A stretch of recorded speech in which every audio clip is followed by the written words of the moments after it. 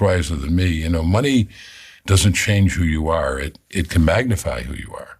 So if you're an unhappy person and you have lots of money, you will probably still be an unhappy person. Mm-hmm. If you're a happy person, I mean, in fact, the single happiest guy I know, his life was the biggest financial disaster of anybody I personally know.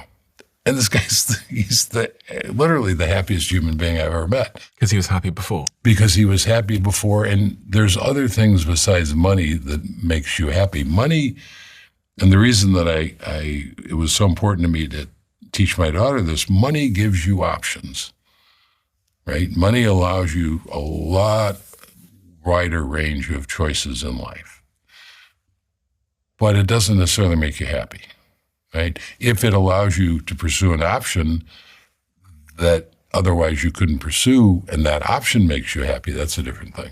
I think if I was listening to this and I was broke, like I used to be very broke, I would still pursue wealth at all costs. Because I know I heard this phrase the other day, which was, it is easier to get rich than it is to give up the idea that getting rich will make you happy.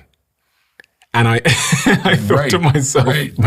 And if you hadn't gotten rich, you would always think. 100%. You'd always wonder if that was, and you know what, so much of the unhappiness or anxiety that I had when I was, you know, in my early innings of my life, my career, came from looking down and seeing the bailiff letters, or came from the credit card debt, or how am I going to eat today, or, you know, can't go out and see my friends. So much of my mind was occupied by my inability to have freedom. Right. My lack of freedom, my need to get up at 8 o'clock and walk for an hour and a half to a call center was, you know, so what I managed to remove was that. I wouldn't say I added happiness, but I removed the unhappiness. Well, and that's